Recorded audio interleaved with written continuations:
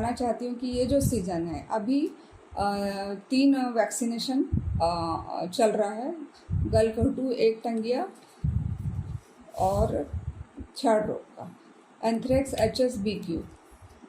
और इसका जो टीका है वो शासन की तरफ से निःशुल्क प्रदाय किया जाता है। तो ये आपसे सभी से मेरा निवेदन है कि इसको आप ज़रूर लगाइए। बीमारी आप सभी जानते हैं। और क्या होता है कि कई महंगे पशु 50 से 60 हज़ार के पशु जनरली हम दुधारू पशु रहते हैं, तो एक बार में क्या है हम ध्यान नहीं देते, समय पर टीकाकरण नहीं करवाते, तो कई बार उनकी मृत्यु हो सकती है। और गलघोटू का जैसे कि आप जानते हैं, ये बीमारी में बैक्टीरिया से होती है और बहुत संक्रामक बीमारी है। इसमें पशु का जो गले में स्वेलिंग हो जाती है, बुखार आ जाता है, खाना नहीं खाता है, खाने में कमी आ जाती है, बॉडी वेट कम हो जाता है, मिल्क प्रोडक्शन कम हो जाता है।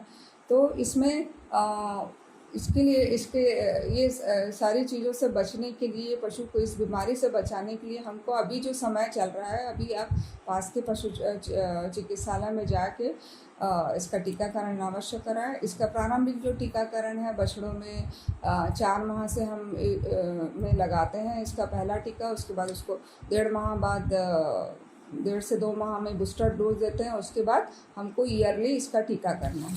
कि टंगिया बीमारी है, इसमें जानते हैं आप लोग कि ये भी संक्रामक बीमारी, और पीछे जो है पुट्ठों में स्वेलिंग हो जाती है और चर्र चर्र की जो है आवाज़ आती है। तो इसमें भी पशु को बहुत ये सारी संक्रामक बीमारियों से अचानक मृत्यु हो सकती है। तो आप इसका भी वही शेड्यूल है कि 4 माह का जो बछड़ा है उस प्रारंभिक टीकाकरण उसमें किया जाता है, और उसके बाद 1.5 से 2 माह के बाद इसका बूस्टर डोज लगता है। फिर आप ईयरली इसका टीकाकरण उसके बाद टीकाकरण इसका करना है। वैसे ही छाड़ रोग या एंथ्रेक्स रोग, ये भी बहुत संक्रामक बीमारी है।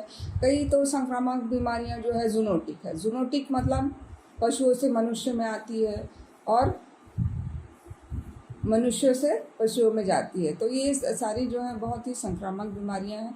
एंथ्रेक्स का भी वही है कि इसमें आप देखें अचानक ही पशु की मृत्यु हो जाती है, उसका पेट फूलने लगता है। तो उसमें और एक चीज़ और इसमें सिम्टम्स है कि उसका जो नेचुरल ऑरिफिस है, जो नेचुरल ऑरिफिस मतलब नाक कान है, यहाँ से पूरा ब्लड आने लगता है। तो इसका भी टीकाकरण आप जो है 6 माह की उम्र में प्राथमिक टीकाकरण होता है। उसके बाद उसका ईयरली आपको टीकाकरण करवाना है।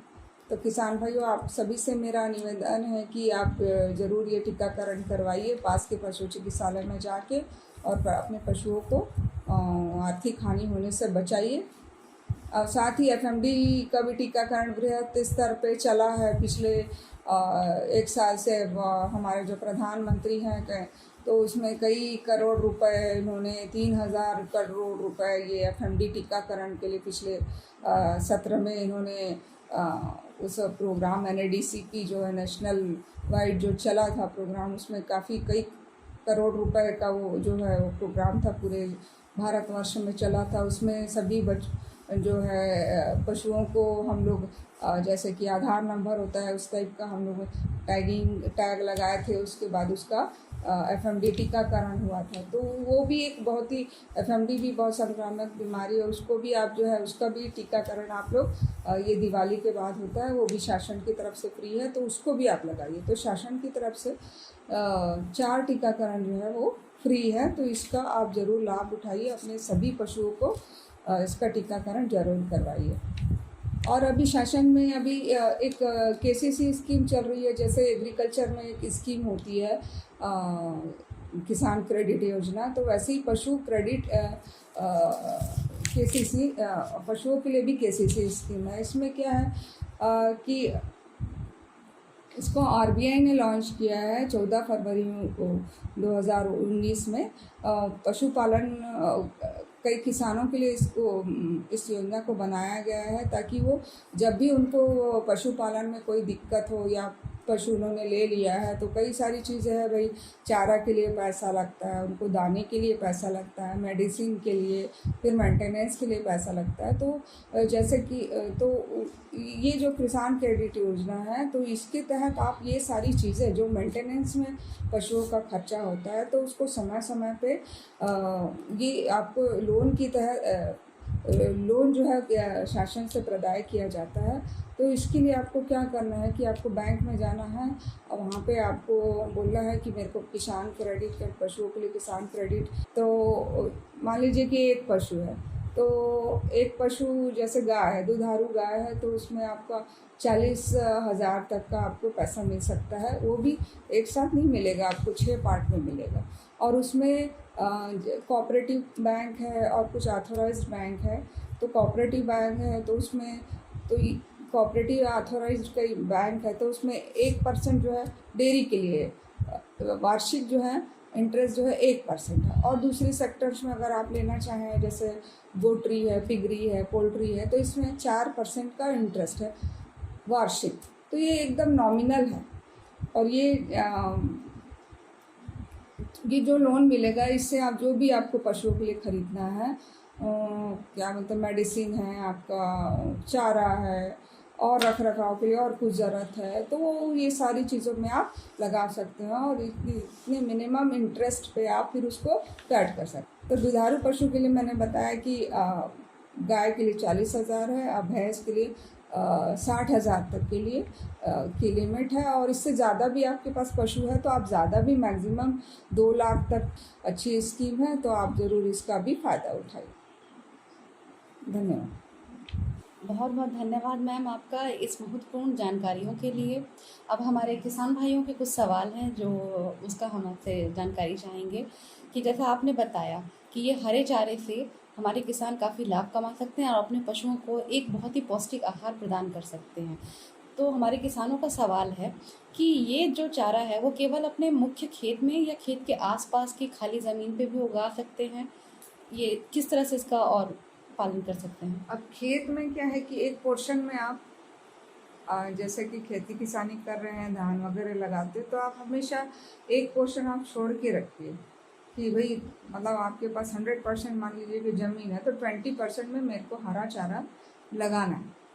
ठीक है, ऐसी व्यवस्था आप फील्ड में ज़रूर करके रखिए कि वर्ष भर मेरे को इस ज़मीन से मेरे को हरा चारा ही लेना है। और जैसे कि नेपियर लगाया आपने या दूसरा भी कोई हरा चारा लगाया तो साथ में वहाँ मेड़ों उसके कतारों के बीच और भी जगह बसती है तो उसमें और भी दूसरा चारा, बरसीम है या फिर आप लूसन है, काउपी है, इस टाइप का वो दूसरे भी हरे चारे आप साइड में लगा सकते हैं। मेड़ों में भी इसको आप लगा सकते हैं, मेड़ों में भी जगह है तो मेड़ों में भी आप लगा सकते हैं। और नेपियर तो ऐसा चारा है कि आप उसको छोटा सा पीछे आपके गार्डन है तो वहाँ भी लोग लगाते हैं। अब वो ये नेपियर जो चारा है इसको सारे पशु खाते हैं, मतलब आपके यहाँ पोल्ट्री भी है तो वो भी खाती है और गोटरी है वो भी खाती है, तो बहुत ही अच्छा चारा है सारे पशुओं के लिए। जी जी मैम। और हमारे किसान जानना चाहेंगे कि मैम ये जो चारा के जो बीज मुफ्त उपलब्ध कराए जा रहे हैं पशु विकास विभाग से, ये क्या केवल जो पशुपालक किसान हैं उनके लिए ही है कि ये हमारे आम किसान भी जिनके पास पशु नहीं हैं वो भी इन बीजों को अर्जन करके उत्पादन कर सकते हैं हरे चारे का? पशु नहीं है तो वो भी ले सकते हैं और हरे चारे का उत्पादन करें और चारे के प्रति जागरूकता फैलाएं सभी के बीच में और उसका उत्पादन करके वो सेल आउट भी कर सकते हैं ताकि उनको और इनकम भी हो सकती है। दूसरे प्रदेशों में तो बहुत किसान ये भी बिजनेस करते हैं, हमारे प्रदेश में भी कुछ लोग करते हैं, लेकिन हरे चारे के प्रति एक जो जागरूकता होनी चाहिए वो यहाँ पे उतनी नहीं है, तो कर सकते हैं किसान, कोई उसमें वो नहीं। जी जी मैम धन्यवाद। और मैम आप जो ये बता रहे हैं किसान कार्ड से, इससे अधिकतम कितनी जो लोन हमारे किसानों को मिल सकता है किस किस कार्य के लिए? मैक्सिमम 2 लाख तक आप उसमें अनुदान उसमें ले सकते हैं। तो जैसे मैंने बताया कि डेयरी में 1% इंटरेस्ट है सालाना और उसको 1 साल तक उसको आपको पेड करना है। मैक्सिमम आपके पास थोड़े से ज़्यादा पशु हैं तो आप उसको 2 साल तक ले सकते हैं, फिर वो 2 साल आप पेड कर दीजिए, फिर दूसरा और ले लीजिए, कंटिन्यूएशन में आप वो चलता रहेगा। लेकिन वही एक समय से आपको नॉमिनल है इंटरेस्ट 1%। और दूसरी चीज़ों के पोल्ट्री वोल्ट्री और इसमें टिगरी वगैरह में इसमें 4% है, तो नॉमिनल है, तो आसानी से कोई भी किसान भाई उसको ले सकता है और समय पे पेड कर दीजिए और उसके बाद फिर से चालू करिए, कंटिन्यूएशन में चलता रहेगा। धन्यवाद मैम। तो देखा हमारे किसान भाइयों और बहनों, इस प्रकार आप पशुपालन से भी अपनी इनकम में, अपने आय में कितनी बढ़ोतरी कर सकते हैं। और आपको बहुत ही सरल उपाय करने हैं। अपने पशुओं को एक पौष्टिक संतुलित आहार आप कम लागत में उत्पादन करके भी दे सकते हैं। और ख़ास तौर से अभी जो छत्तीसगढ़ सरकार की योजना चल रही है रोका छेका, इसमें भी आपको अधिक लाभ हो रहा है, क्योंकि आपके पशु जब खुले में जाके चरने जाते हैं, जिससे कि वो, जैसा मैडम ने बताया कि विषाक्त पौधे भी वो कई बार ग्रहण कर लेते हैं, जिससे उनके स्वास्थ्य में हानि होती है, आपको पशुधन में आपके हानि होती है। तो उससे बचने के लिए भी अच्छा है कि आप स्वयं अपने खेत में, अपने ही ज़मीन पे कुछ एरिया में आप हरे चारे का उत्पादन करके अपने पशुओं को एक पौष्टिक आहार दें और समय समय पर अपने पशुओं का टीकाकरण अवश्य करवाएं। जैसा कि अभी जुलाई महीने में पशु विभाग की जो फ्री चिकित्सा सुविधाएं चल रही है, जिसमें पशुओं को कई तरह के रोगों से मुक्ति दिलाने के लिए, पशुओं के स्वस्थ जीवन के लिए उन्हें मुफ्त टीकाकरण किया जा रहा है। तो जल्द से जल्द आप अपने निकटतम पशु सेवा केंद्रों में, पशु चिकित्सालयों में संपर्क करें और अपने पशुओं का टीकाकरण ज़रूर करवाएं। तो ये कुछ छोटे से काम हैं जिनसे भी आप अपनी एक आय में अच्छी बढ़ोतरी कर सकते हैं। तो आज के लिए इतना ही। धन्यवाद।